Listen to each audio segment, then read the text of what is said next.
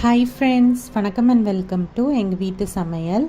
நம்ம இன்றைக்கி வந்து சுவையான பிரண்டை ஊறுகாய் எப்படி செய்யணுன்றது தான் பார்க்க போகிறோம். வாங்க வீடியோக்குள்ளே போகலாம். இந்த வீடியோவில் கால்சியம் சத்தும் நார் சத்தும் மிகுந்த ஒரு மூலிகை செடியான பிரண்டையை வச்சு தான் ஒரு ஊறுகாய் ரெசிபி செய்ய போகிறோம்.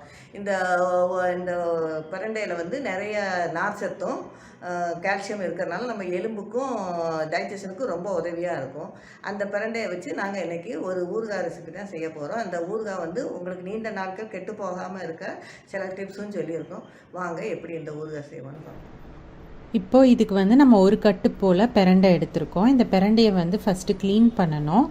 இது க்ளீன் பண்ணும்போது சில பேருக்கு கை வந்து அரிக்கும். அதனால் கையில் வந்து எண்ணெய் தடவிட்டோ இல்லாட்டி க்ளவுஸ் போட்டுட்டோ இந்த க்ளீனிங் ப்ராசஸை செய்யலாம். இந்த பிரண்டையை ஃபஸ்ட்டு உடச்சிக்கணும். உடச்சிட்டு காமிக்கிற மாதிரி இந்த எட்ஜஸில் உள்ள நாரெல்லாம் வந்து நம்ம நல்லா எடுத்துடணும். இந்த நாரை வந்து எடுக்காமல் நம்ம அப்படியே கட் பண்ணோன்னா நம்ம வந்து சாப்பிடும்போது நம்ம நாக்கு உள்நாக்கெலாம் அரிக்கிற மாதிரி இருக்கும். அதனால் நீங்கள் இந்த நாரெல்லாம் கரெக்டாக இந்த மாதிரி எட்ஜஸ்லேருந்து எடுத்துடுங்க. எடுத்துட்டு அதை வந்து தனியாக ஒரு பிளேட்டில் வச்சுடுங்க.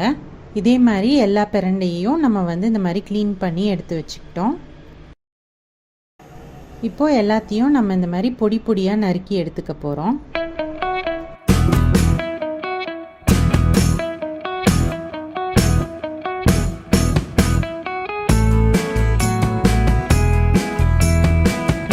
செய்கிறதுக்கு பிரண்டையோடு சேர்த்து நம்ம 20 பல்லு போல் பூண்டு எடுத்துக்கணும். அதுக்கப்புறம் ஒரு எலுமிச்சங்காய் அளவுக்கு புளி, 1 ஸ்பூன் போல் பெருங்காயத்தூள், 1 ஸ்பூன் போல் வெந்தய பொடி தூள், 2 டேபிள் ஸ்பூன் போல் மிளகாத்தூள், 1 டேபிள் ஸ்பூன் போல் உப்பு, தேவையான அளவுக்கு நல்லெண்ணெய் இதெல்லாம் எடுத்துக்கணும்.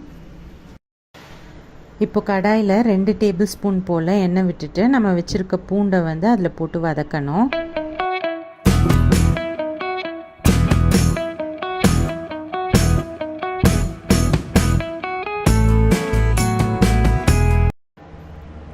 பூண்டு வந்து நல்லா ப்ரௌனிஷாக வதங்கின பிறகு நம்ம வச்சுருக்க பிரண்டையை அதில் சேர்த்துக்கணும். அதையும் சேர்த்து நல்லா வதக்கணும்.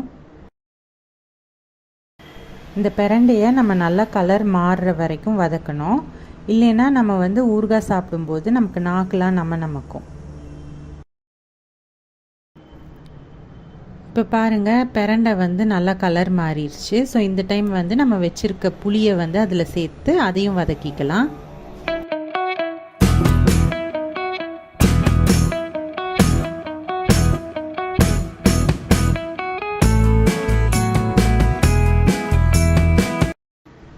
இதெல்லாம் நல்லா வதங்கின பிறகு நம்ம ஒரு தட்டில் போட்டு நல்லா ஆற வச்சிடணும். நெக்ஸ்ட்டு வந்து ஒரு மிக்சி ஜாரில் இதெல்லாம் சேர்த்துட்டு நம்ம வந்து அரைக்கணும். தேவையான அளவு உப்பு சேர்த்து நம்ம அரைச்சிக்கணும். தண்ணி வந்து கொஞ்சம் கூட சேர்க்கக்கூடாது. தண்ணி சேர்க்காமல் நம்ம அரைச்சோம் அப்படின்னா தான் ஊறுகாய் வந்து ரொம்ப நாளைக்கு நம்ம கெட்டு போகாமல் இருக்கும். அரைச்ச பிறகு இந்த மாதிரி தான் நல்லா கட்டியாக இருக்கும். ஒரு கடாயில் 4 டேபிள் ஸ்பூன் போல் நல்லெண்ணெய் ஊற்றி அதை நல்லா காய விடணும். எண்ணெய் காஞ்சோன்னு அதில் வந்து கடுகு சேர்த்துக்கணும். கடுகு வந்து நல்லா பொரியணும். கடுகு நல்லா பொரிஞ்ச பிறகு நம்ம வச்சுருக்க மிளகாத்தூளை அதில் சேர்த்துக்கணும். அடுப்பை வந்து மிதமாகவே வச்சுக்கோங்க. அடுத்து நம்ம அரைச்சி வச்சுருக்க அந்த பிரண்டை கலவையை இதில் சேர்த்து அதை நல்லா வந்து மிக்ஸ் பண்ணிக்கணும். இப்போது நம்ம வச்சுருக்க பொடியெல்லாம் இதில் சேர்த்துக்கலாம். பெருங்காயத்தூள், வெந்தயத்தூள் அதெல்லாம் சேர்த்துக்கலாம்.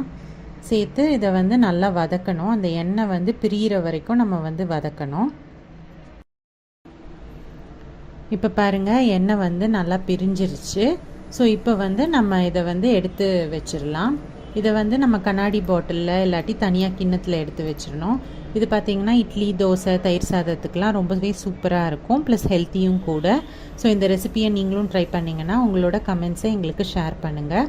இந்த வீடியோ உங்களுக்கு பிடிச்சிருந்ததுன்னா லைக் பண்ணுங்கள், ஷேர் பண்ணுங்கள், சப்ஸ்கிரைப் பண்ணுங்கள். மறக்காமல் பெல் பட்டனையும் டேப் பண்ணுங்கள். அப்போ தான் எங்களோட ரெகுலர் அப்டேட்ஸ் உங்களுக்கு வந்து சேரும். தேங்க்யூ.